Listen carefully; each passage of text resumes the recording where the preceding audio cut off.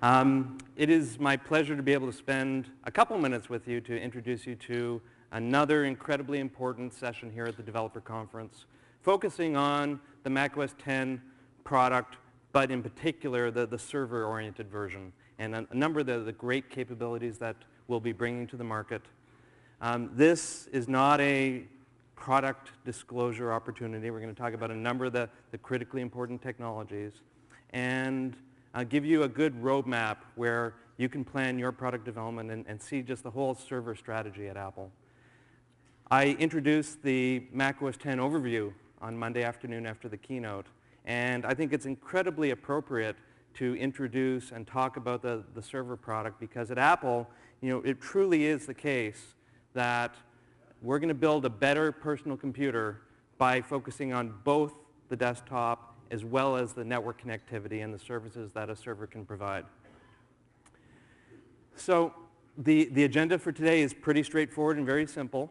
We want to press upon you the fact that the user experience in the 21st century clearly involves a high degree of internet and network integration. It's essential for all of our key target markets, from education, both K-12 and higher ed, the creative professional community, and even increasingly in consumer spaces. And to accomplish the goal of articulating how strongly we believe that, we'll talk about our overall server strategy, give you a technology update from last year and how the various technologies have evolved on the macOS 10 platform. And intermixed throughout all of the content today, we've got the server team from the software engineering organization to walk you through each of those. We'll make a point of identifying where there are areas that we're just not going to focus. Great opportunities for third-party solutions in this whole internet-connected world in which we all live. We will give you hints in terms of what's happening to the macOS 10 server product line, how it relates from a technology perspective to macOS 10, the full desktop operating system. As I mentioned, developer opportunities. And also very essential and important is you need to know where you can learn more information. There's a number of sessions throughout the remaining days at the conference that talk about some of the specific key technologies in a little bit more depth. And you'll certainly have an opportunity to meet the server team with Q&A at the end of this session. So it's very clear that our strategy on the server is to focus on delivering capabilities that are truly innovative, that scale to meet the needs of an Apple network and what our Macintosh customers are looking for, and a strategy that is centered and predicated on working with established existing standards whenever humanly possible. We want to make sure that our technology fits in. We want to make sure that we interoperate to a very high degree. We're not a big iron server company from a hardware perspective. Obviously, we pre-install and preload our server software on top of special server configurations of our hardware line. But that design center is around a powerful desktop computer platform. It's not a big iron server. So that puts us in a very, very strong focus of meeting the needs of department-level workgroup servers, where administration, ease of use is one of the most important single principles that guides the capabilities and the features that we add into the product, making systems incredibly easy to manage and to set up. For a work group, you need to focus on meeting the comprehensive needs of all of the solutions and services that a given network would expect and require.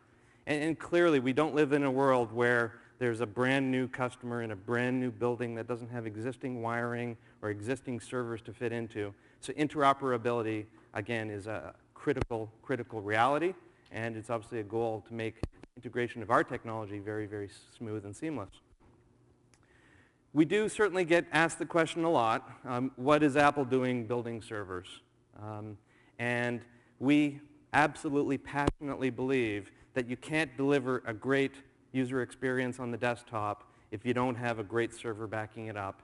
There are areas where Apple can truly understand how to optimize to meet the needs of Mac users in areas where competitive servers will just never have that same degree of attention to detail or polish or focus. And we really believe the mission at Apple hopefully you've heard time and time again this week, is to build the best possible personal computer. And in the 21st century, and certainly in the Mac OS X era, that requires having an incredibly strong server platform. So where are we going? Well, AppleShare IP for many, many, many years has been an unbelievably great product for us. It's been the #1 server in the education market pretty much forever. Focuses on incredible ease of use with great general purpose services from file, print, web, mail services now with the current AppleShare IP product.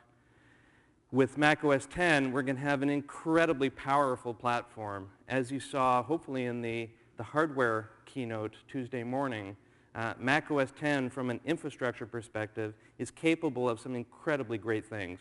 We're going to have an incredibly great file system, very modern network environment, and as was hinted in the keynote, an enablement of symmetric multiprocessing. All of these capabilities, when you add it to the wealth of services that AppleShare provides, leads us with an incredibly strong platform that is powerful, robust, scalable, and is easy to administer and manage.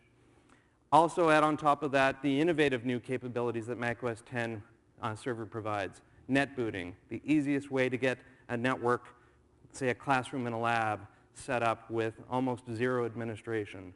QuickTime streaming. QuickTime is transforming how people communicate over the web. You need a powerful engine, and we've delivered QuickTime streaming with the Mac OS X server product. And then you take all of that with the context of open source. The fact that the Darwin layer, we ship the source code to the very foundation of the operating system, and it allows and enables certain opportunities to enhance the system, for you to take it in directions that maybe we haven't had the chance to prioritize. And it makes for a much more open and easy to work environment for certainly the developer community. You add all of that together, and you have what we believe, and we're very excited about it, is just an incredible, the best ever server that Apple has ever produced. So let me just spend a couple minutes talking about some of the history and some of the lineage behind our current servers. And I'll focus on maybe just two key areas, one in K-12 and then one very close to Apple. When Mac OS X server was introduced last March, there's a number of very powerful capabilities, but one that was incredibly exciting, very bleeding edge in terms of a new technology introduction, was NetBoot. And we consciously picked a number of test sites that we would be able to evaluate and test the technology. One of those was a K-12 school district, Hacienda de la Puente, and the benefits of being able to take a server and configure it with a version of the Mac OS operating system that had the right set of extensions, the right set of preferences, the right applications, and literally just walk in with an iMac, connect up a network connection, hold down the end key, and that iMac would boot across the network off of that server, enabled such incredible opportunities to manage large-scale networks in ways that weren't possible before. Some of the anecdotes about that introduction have been just great. The configuration of the server to begin with, and this is our first generation server, literally in 2.5 hours, the entire network completely configured, up and running, booting a classroom. The equivalent administration for competitive operating systems and server operating systems was 2.5 days on average. And it really has transformed the way that school district can deliver content. Students are free to roam from machine to machine to machine. Their work environment is always there. From an administration perspective, they are able to keep their network up to date with minimal investment. It's been a highlight in terms of how the future of technology can really change the way that people teach and learn using computers as a tool. And we've seen just incredible interest around the world in the NetBoot technology. It's actually expanded well beyond the K-12 market, even though that was our initial primary focus. Another really amazing capability with Mac OS X server in terms of its robustness and the WebObjects application server solution, for which there are 18 tracks here at the conference this week, is just some of the incredible things you can do in terms of delivering web-based services in concert with all the other technologies that the server provides. A couple interesting little anecdotes about the power of Mac OS X Server in that environment. The Apple Store is one of the leading e-commerce sites in the web, pan market, doesn't, not just the computer technology market.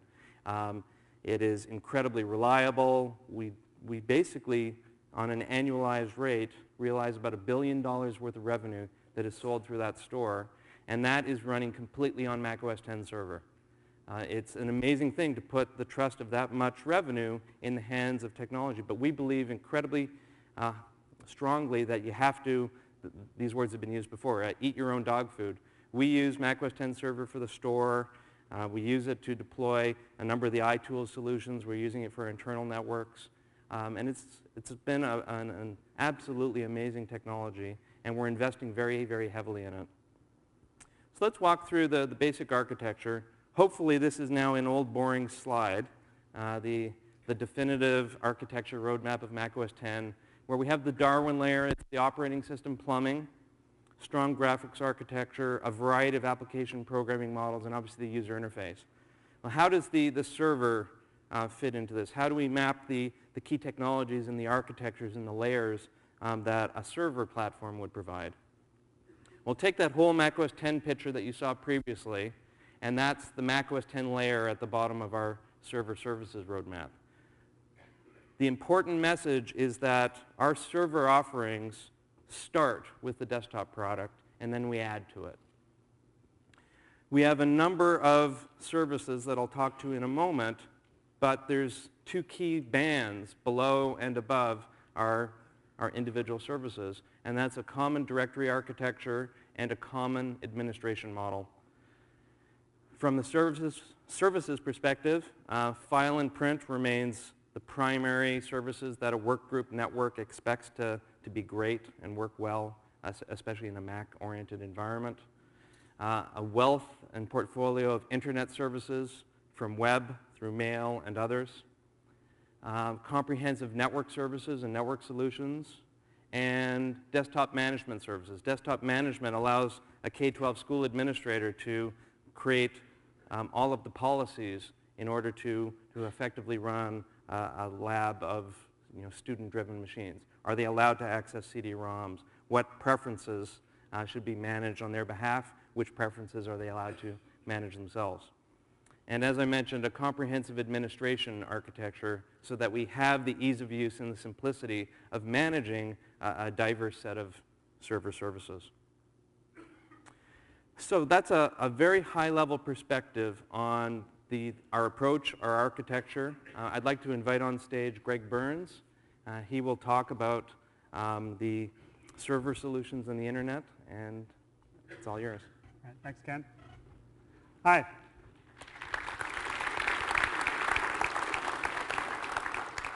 I'm going to talk to you a bit about what we're doing with additional services on top of the Mac OS X operating system. But before we get into that, I want to say one more thing about Mac OS X, the operating system itself. And you've all seen this diagram now, I think, several times that has Darwin down at the bottom. And hopefully many of you have heard that Darwin is based in part on FreeBSD. And FreeBSD is not a newcomer to the operating system world, and there's a lot of experience built into FreeBSD running as a server. Has anybody here ever heard of Yahoo? Right? Everybody? You should all be raising your hands. Yeah. How about Hotmail? Right? Probably heard of that as well, Microsoft's Hotmail. Both of these are networks that run on FreeBSD. So FreeBSD has a good pedigree as a server operating system, and as part of the core of Mac OS X, it provides a good foundation for providing a server. And as Ken said, we're not a big iron company, but for our customers, there's a strong foundation there for building services. So in Mac OS X Server, we are providing some additional capabilities on top of the core operating system. The first one is the directory services and the directory architecture. And the goal here is that we want to have a common directory that underlies all of the services and applications using the network in Mac OS X. And we do this in two parts, through an API that any application can use. And this allows any service, any application, whether it be on the client or the server, to access network resources. And because we recognize, even though we provide a directory with Mac OS X, we recognize there are other directories in the world, and perhaps you want to access NDS or Kerberos or some other directory. So this API provides for the ability to access other directories. And in addition to accessing information in directories, you also want to be able to figure out whether or not somebody is authorized to use resources. John Smith may be in a directory, but you also want to know if the client is in fact John Smith and give him authorization to access certain resources. So the directory APIs include a central authentication authority to provide for that. And together with the network information and the central authentication authority, you can manage users centrally in your network. And so how does it fit together? Well, the key piece here is that green band in the middle, the Directory Access API. This exists both on the Mac OS X desktop and on the server side. And our software, as well as your solutions, can sit on top of this. This is a public API. We have extensive documentation for it. And it's very easy to use, very easy to get access to any directory service through this. And underneath there, you'll see that there are several plugins. There's an open plugin architecture. And we use that ourselves. This is key. We use it ourselves for accessing NetInfo. So we're eating our own dog food here, and all of the accesses to NetInfo, our directory service, are done through this plugin architecture. We also provide LDAP as well, but in addition, if you have a directory, you can plug in there as well. The API, as I said, it exists on the desktop as well as the server. It's utilized by all of our services. In our current Mac OS X product, Apple Share IP, we have directory services in there, but they weren't universally utilized by all of our services, and that's something we wanted to fix for Mac OS X. So now in Mac OS X, all of the services are integrated with the core directory architecture. And as you saw, it is extensible. It's a runtime plugin architecture, so you can develop new directory plugins that allow applications to access new directories without having to touch the code or recompile those applications. And we ourselves will be delivering NetInfo and LDAP support as part of the core directory services in the desktop and on the server. On the server side, in addition to the APIs for accessing the directory, we're also providing the NetInfo directory service itself. This is Apple's distributed replicated directory service. And this provides the ability to manage users and resources on the network for a Mac OS X server. We recognize, again, that there will be clients that don't use NetInfo that want to access this directory, and so we will be providing LDAP server support as well to provide the same data in response to LDAP queries.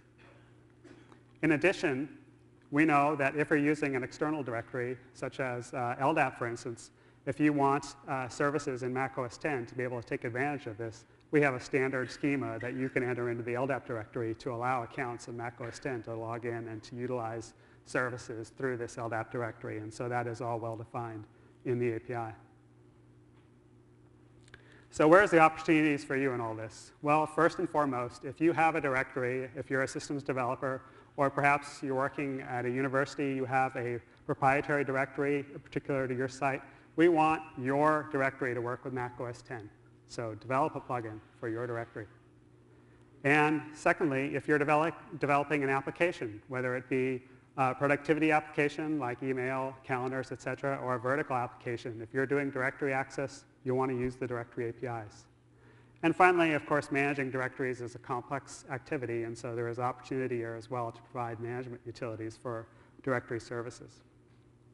There is an additional session tomorrow that you'll want to be aware of if you're interested in learning more about the directory APIs and developing to them, and that's going to be in this room tomorrow at the same time. And so if you're interested in this, please come back tomorrow and hear more about the directory API and how to develop plugins and how to use the API for your applications.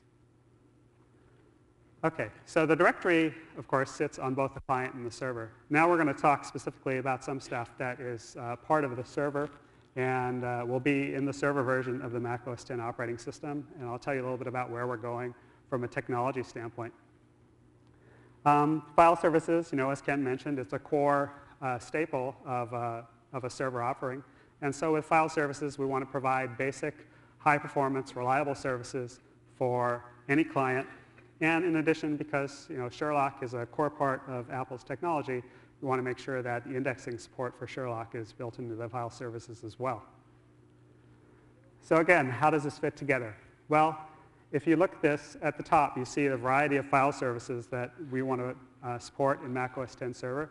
And the key here is that these are all shared. Our key goal of Mac OS X Server is to bring all these services together and to make the configuration and the privilege management integrated, sitting on top of the Mac OS X operating system and the Mac OS X file system and file system privileges.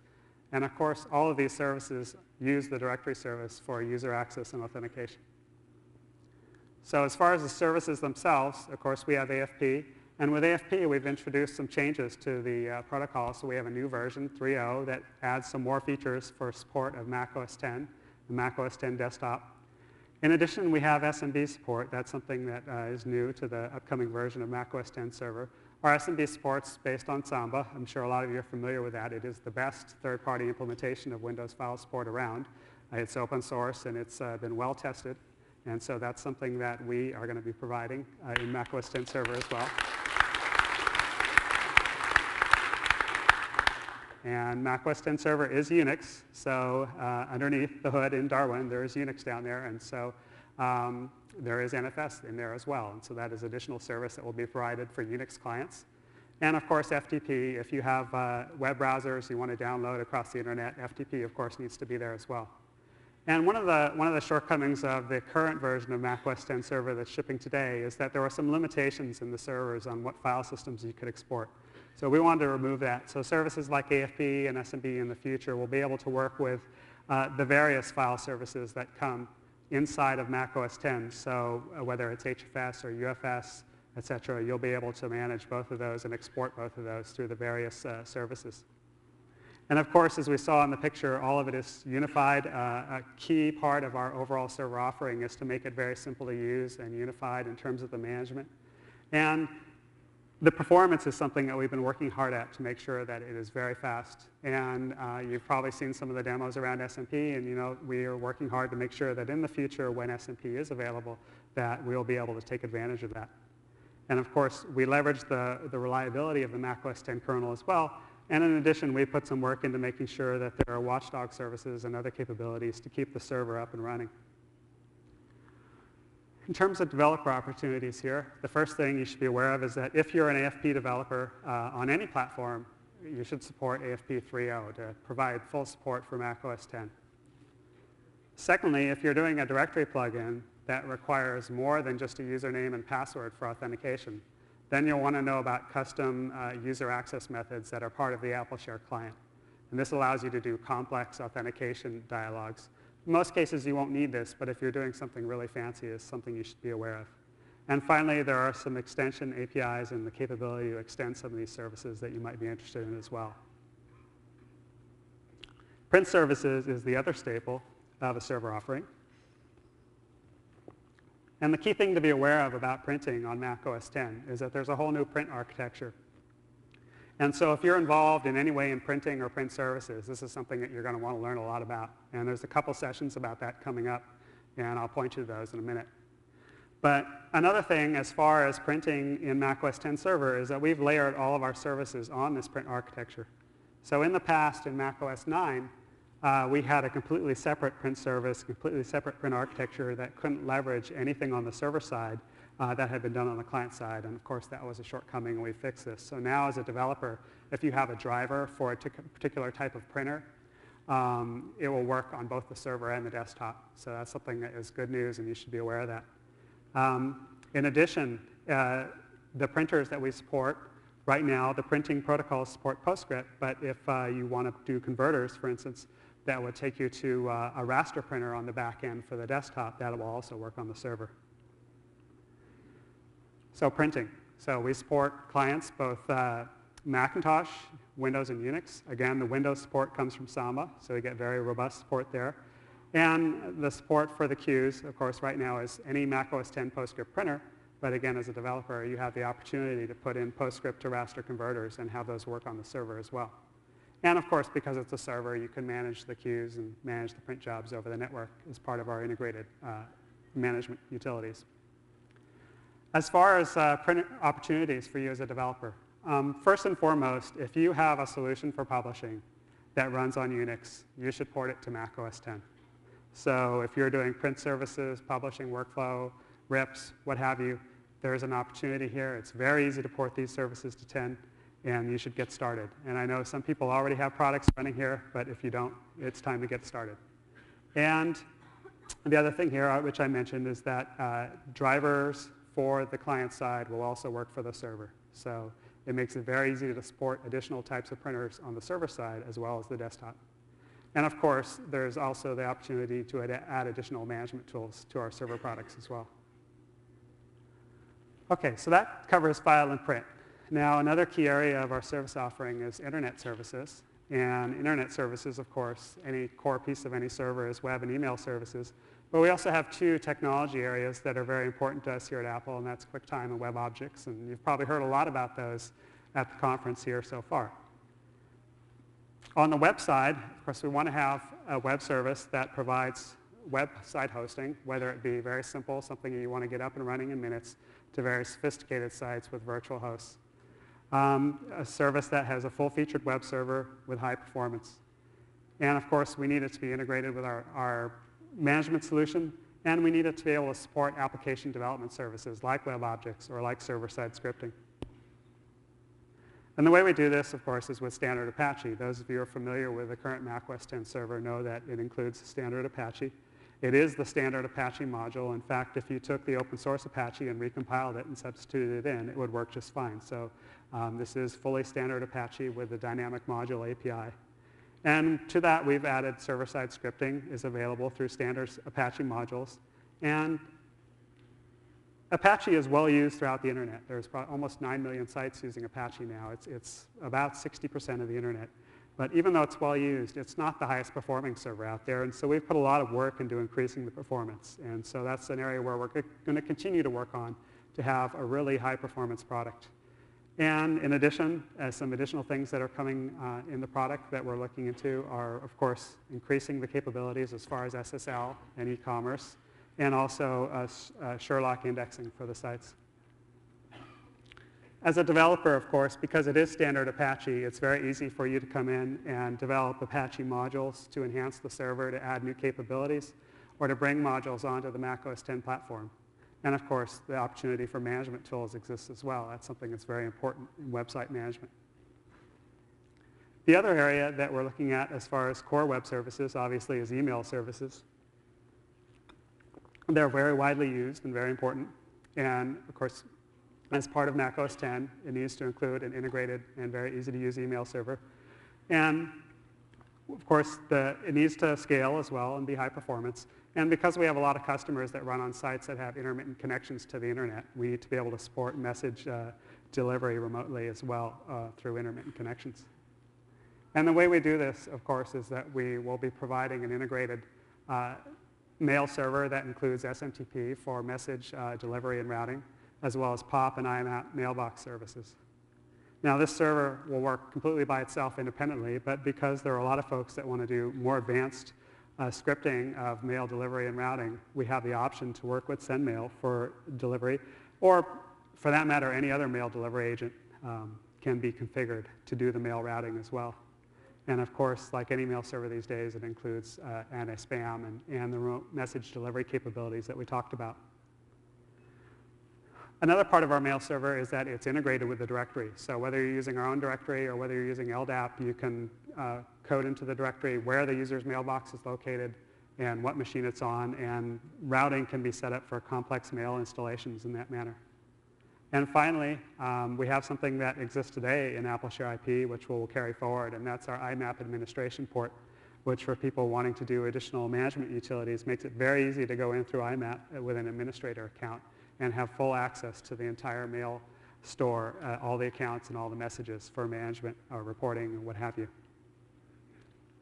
So in terms of developer opportunities, well, there's two sides here. One is if you have an application, for instance, a server-side application, say web-based email as an example, make sure it runs on 10. The other is if you have a client application, make sure it runs well in markets that are important to Mac customers. A good example here is the K-12 market, where the mail users don't have ownership of a particular machine and need to move from machine to machine to access their mail. On the management side, of course, there are a variety of management tools that can be built, including account management through IMAP, management of routing through SendMail, as well as log management or mail tracking. So let's move on to two of the services that are core to us here at Apple. First one is QuickTime and QuickTime Streaming Server.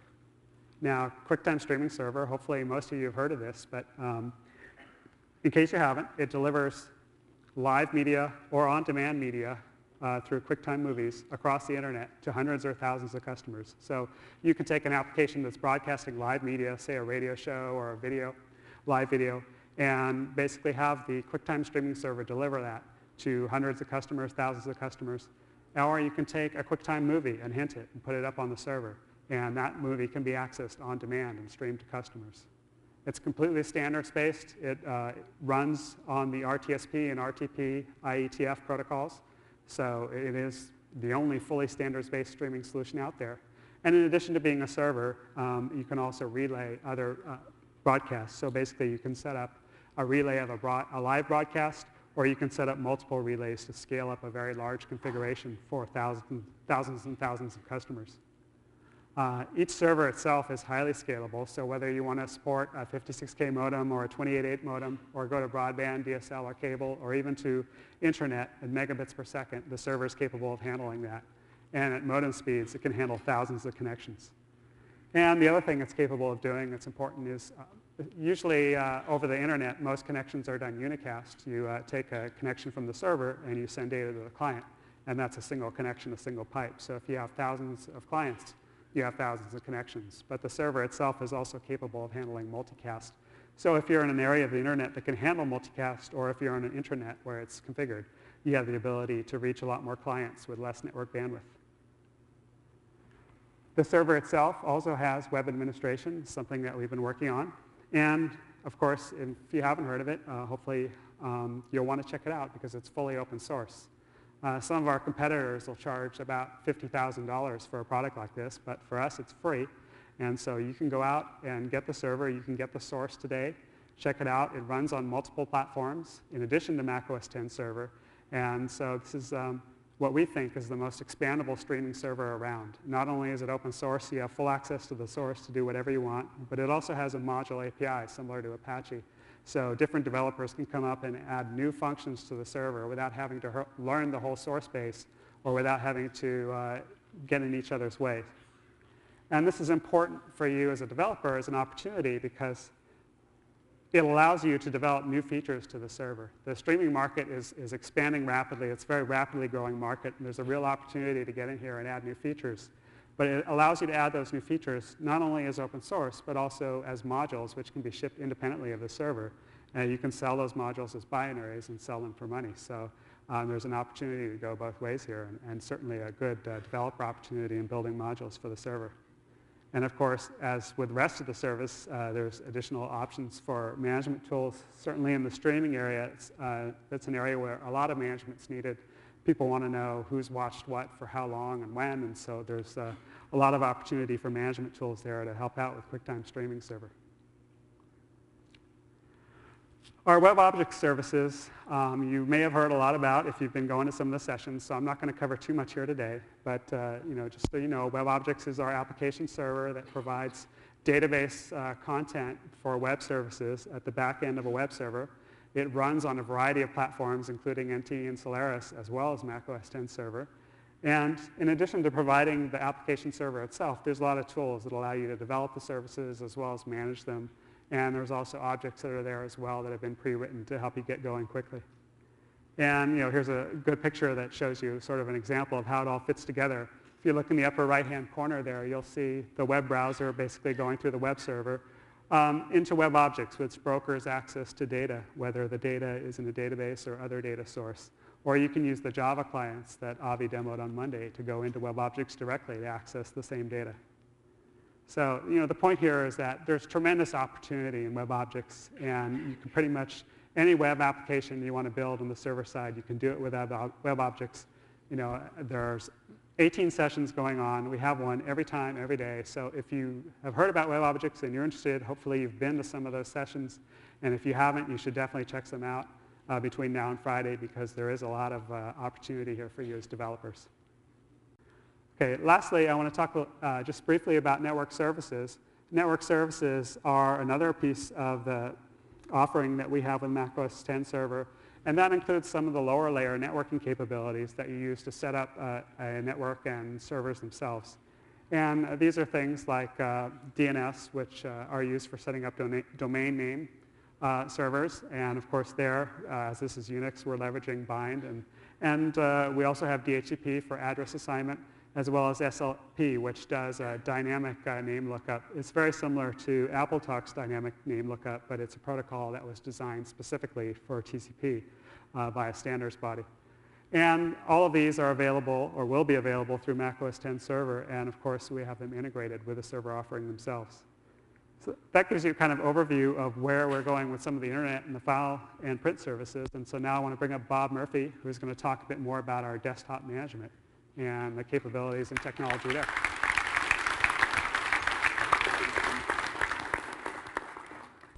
Okay, thank you, Greg. As he mentioned, my name is Bob Murphy. I manage an engineering group here at Apple that's responsible for Macintosh Manager and Network Assistant, two components of the server program, as well as multiple users, which is a component of Mac OS 9. Today we won't be talking about multiple users, but instead focusing on those pieces of the server product. In the right direction here. As Greg mentioned, we'll talk about desktop management services today. I'll also touch briefly on the administration piece before turning it back over to Ken for him to close. So I'd like to thank you for this opportunity to get a chance to tell you about the things that my team and I work on at Apple. And these are some of the key pieces that we're involved with: Macintosh Manager, Network Assistant, and NetBoot. Just to kind of get an idea, how many of you are familiar or have worked with Macintosh Manager? Can I see a show of hands?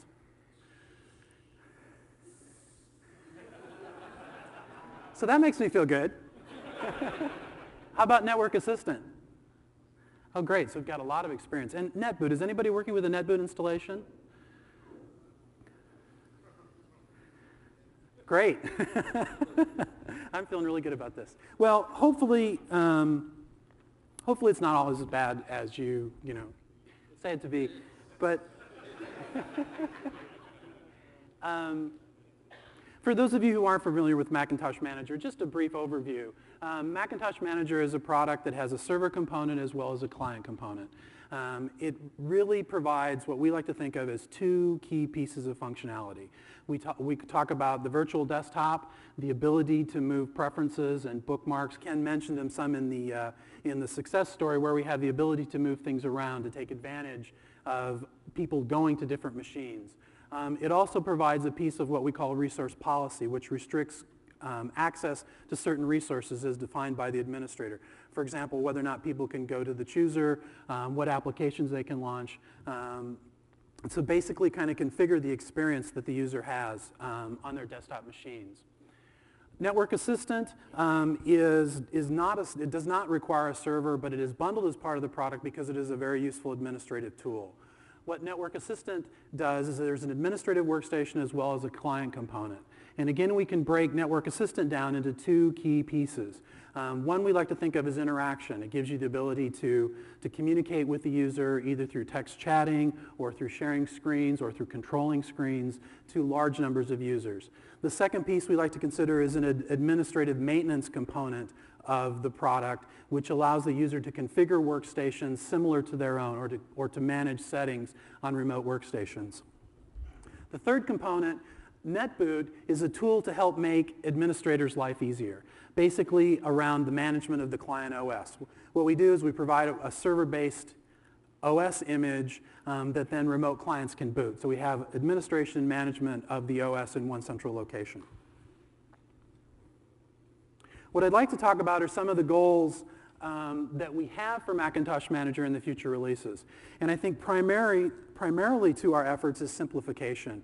What we found is there's a great increase in the number of desktop machines without a corresponding increase in administrators to manage and take care of those. So anything that we can do, any work that we can do to simplify that experience and make it easier for administrators to work with, we want to try to accomplish. Macintosh Manager has been very closed. We had our own proprietary database. We didn't give access to the login screen. We need to work to make it more open and more available for developers to interact with the product. So we need to start moving in that direction, and that's a goal of ours.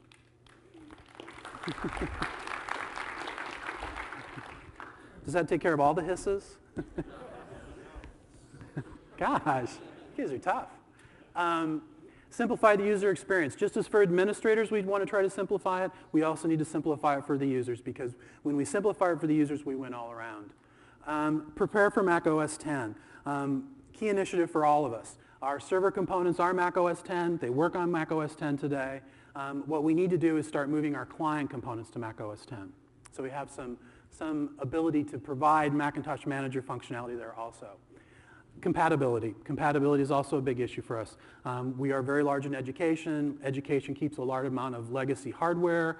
Therefore, we have to provide support fairly far back in the client OS. Specifics. Greg talked about directory services. Well, we're going to take advantage of that. In the past, we had our own set of users and groups. We had our own passwords. All the administrators had to manage.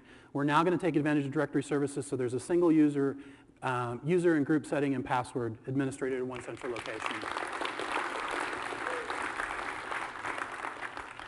Thanks. The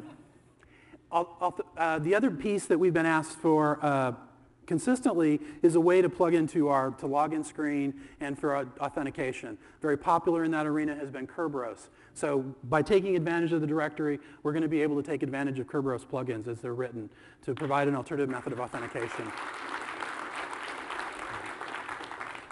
I think I've got more claps than hisses now. Okay? Well, maybe not.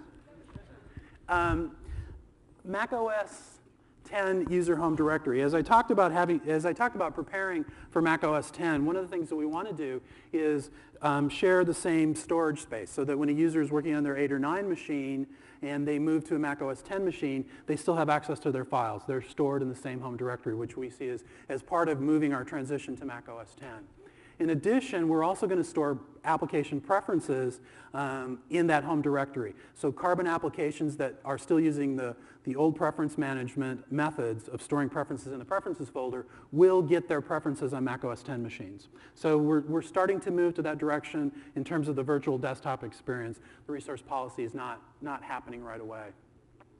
As I mentioned earlier, our server process is on Mac OS X. We're now moving our admin application to Carbon, which will make it available on Mac OS 9 as well as Mac OS X. And the support will still continue to support back to client 761. Just a quick overview. Basically, you see in the center is the server. The directory services are below us. Mac Manager will still have a server process, as well as we'll work with the AFP server process. The directory database, users and groups, that'll be stored in one central location. We will still plan on storing some information in our databases. We weren't able to do a full transition over in the near term. We do want to work on that longer term, so we no longer have this proprietary set of information to Mac Manager. So we'll be moving that direction. So let's get off Mac Manager for a while.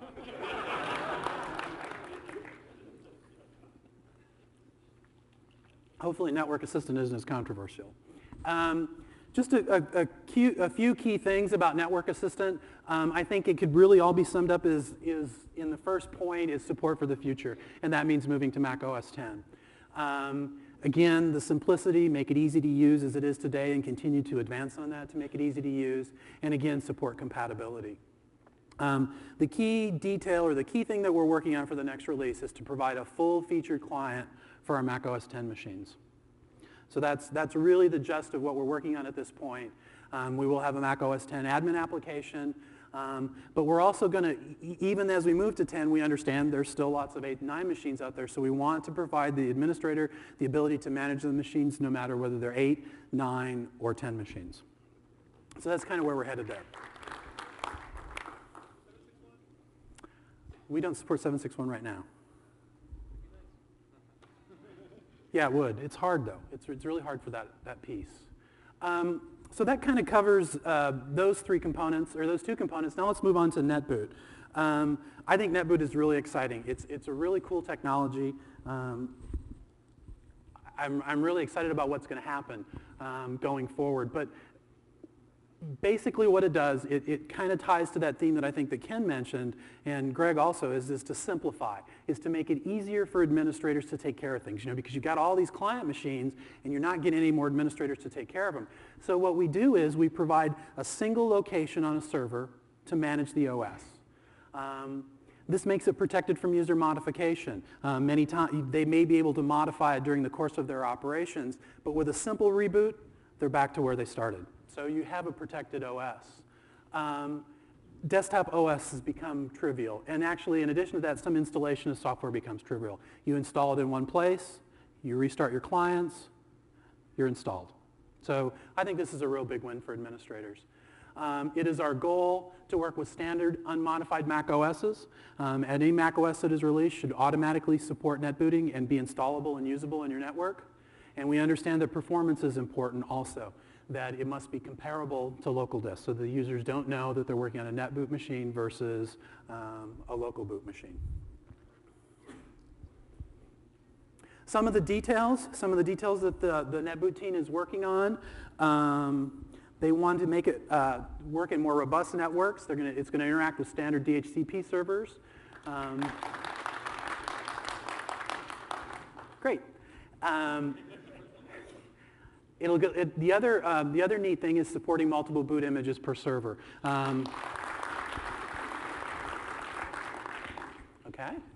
Good one. This is exciting, especially in those situations where you have different languages. A machine may be used in a multilingual setting. You want to provide the ability to boot in French or German or Spanish or Japanese or any language that you would like. In addition, you could provide a modified OS. It doesn't need to be language difference. It could be other things installed that you want to make available to the user.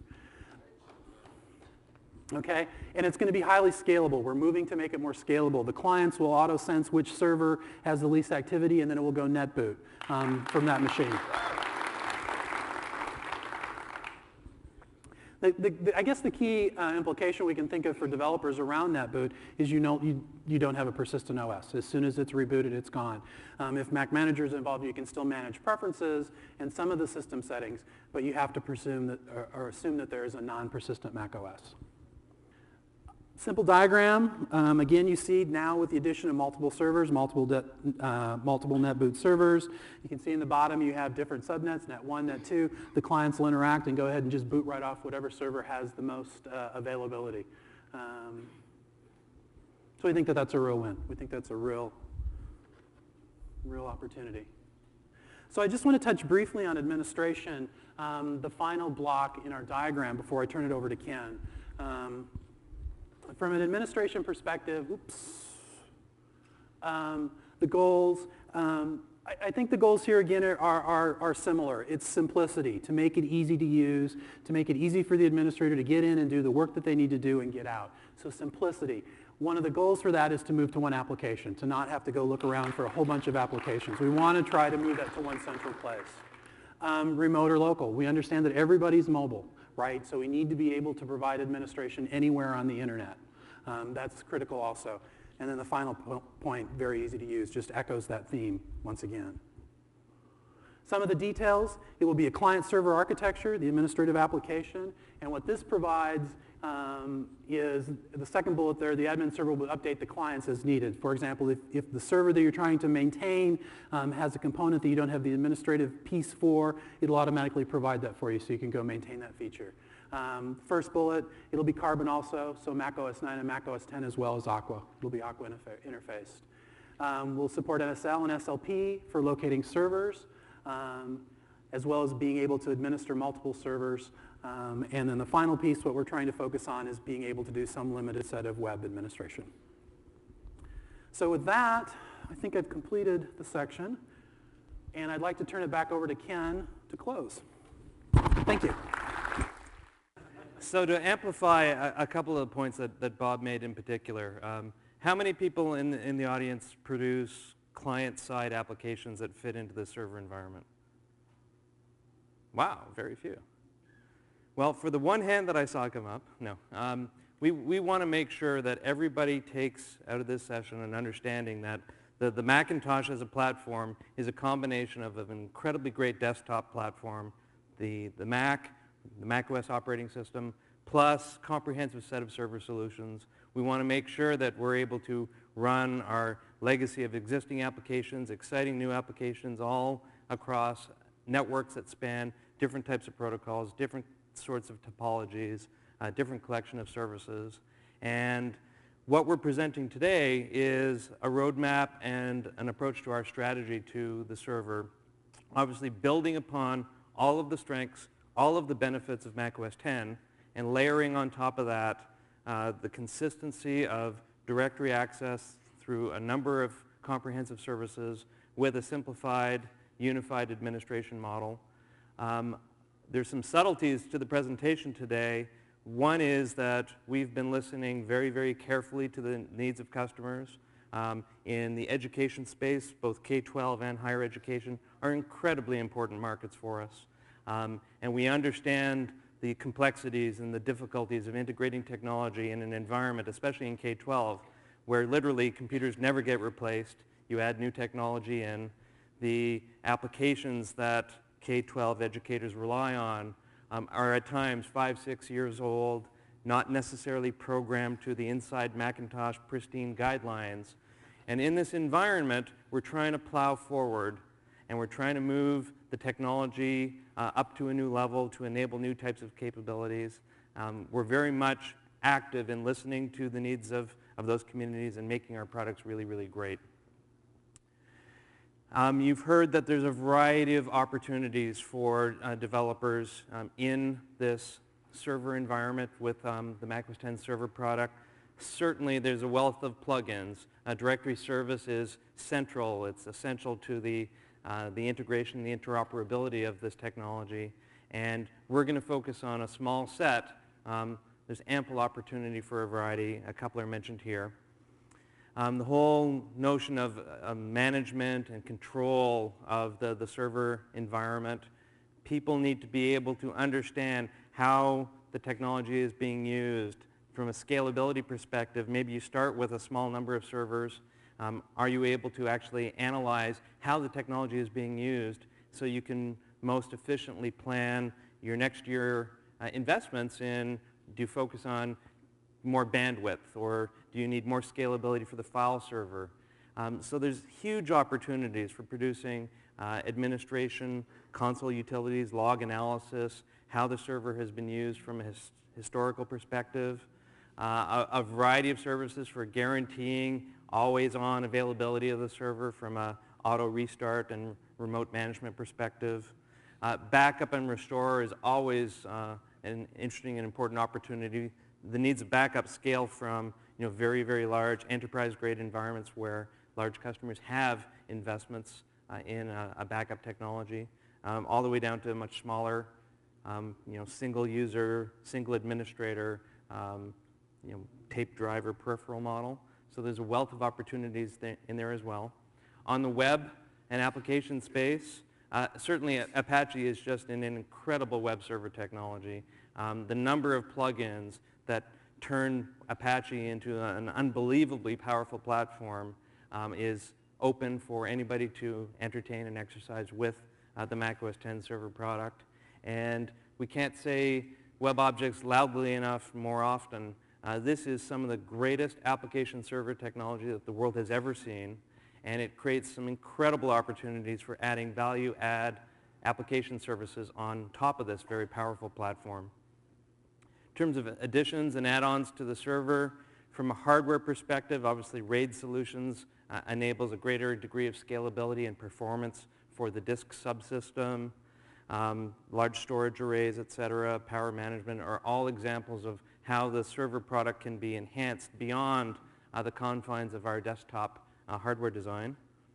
And in the creative professional markets, certainly there's incredible opportunities for very sophisticated, higher-end print management and workflow solutions. The print industry is obviously being transformed by the greater flexibilities and efficiencies that the internet has enabled.